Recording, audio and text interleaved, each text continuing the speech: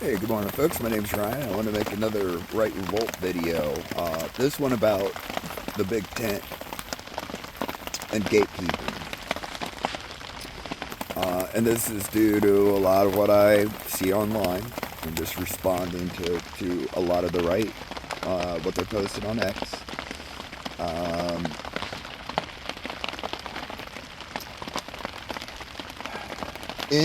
If there is any kind of civil conflict, and this goes for voting and everything else too, really. But the battle in America right now of right and left. The right has the left does too. American politics have a big problem with gatekeeping. Everyone expects everyone to get in line ideologically with everything that they want or demand, or else you're the enemy. Good luck with that. If the right thinks that they're going to form a counter-revolution or become the revolution at a later date when Democrats are in power, and they're going to gatekeep into this ideologically pure form where everyone thinks the same, or they're the bad guy, and that you're somehow going to win, is insane as the lefties. If the right fights back and wins, it's going to be because the tent was big enough. But if you think that the right-wing tent is going to be,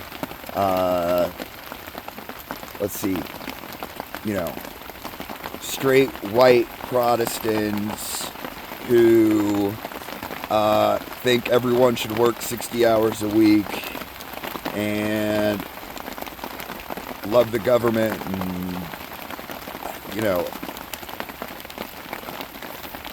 feel this way about everything and this way about it's not going to work. I mean, I'm a good example. Like, I'm willing to fight for this country. I'm not really ready, but none of you are. Most of you are not. But I'm willing to fight for this country and the values that it was born out of, and hopefully we'll have a long time in the future. But I'm a vagabond. I live on the outskirts of society. I don't want to sleep at a house. I want to go camping every night. Does that void me from your fight? Am I the enemy now? A lot of you would say yes, and that's a problem. What about a guy who wants 90s or 80s America, but he's a liberal? He wants, rare but available abortion. But he wants it to be on just for the extreme cases. Maybe he wants to have some social safety net, but doesn't want to give all our money to Somalians, fraudsters, and the Democratic machine and corrupt politicians. Can he be a part of our fight, or is he the enemy because he doesn't agree with you on abortion? Exactly. And this is an issue that the right really needs to consider. The left is going to be nuts no matter what, and let them. But the right needs to figure out how big of a tent they're going to have, because if you keep it too narrow, you're not going to have enough people. You're not going to have enough support, whether it's for voting or minor conflict or an out and out civil war. Maybe I don't become the enemy. Maybe I'm just pushed aside and told to get out of the way. That's fine, but that's one less person you have helping you.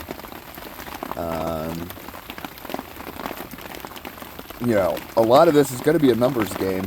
It's not all numbers. There's Americans who are worth a couple of dozen others in a fight. But a lot of it is. A lot of this is numbers, and a lot of avoiding civil conflict is about numbers. And I think that's where a lot of people struggle with Trump, myself included, is that a lot of what he's doing is about numbers, not necessarily like ideological purity or party purity or Trump MAGA purity.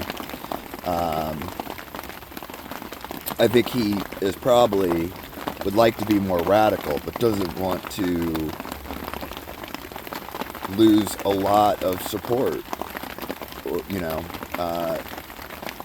being a tiny minority ideologically is not a great way to obtain power or to control the systems that we want to affect.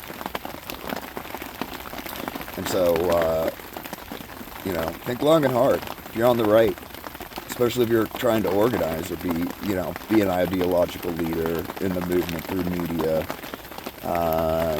think long and hard about who you're willing to accept on your team and in what fashion. You might not want the 90s liberal to be in your inner circle, but maybe he can still help out in some ways. Maybe he can be a voter. Maybe he can help with supplies or whatever. But, you want to have as big of a tent as you can tolerate, within reason. I'm not saying should be anybody and everybody's welcome. But be careful where you draw the lines, because it really does matter. Is the fact that I smoke cannabis a deal breaker to you? Because if it is, that's going to be a problem for you.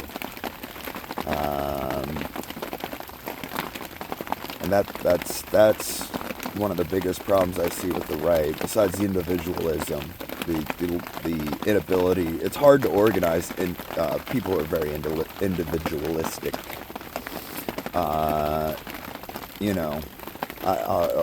I'll give you one example. One of my favorite YouTubers, Matt Tardio, on Speak the Truth on YouTube. Love the guy. I would hate to have to be his boss. I don't see him taking direction from me under much of any circumstance. He'd have to be in a leadership position. But you take 100 Matt Tardios and you put them together, and all you have is leaders. And they're not gonna. It's gonna be harder to have a leadership when everybody's a leader.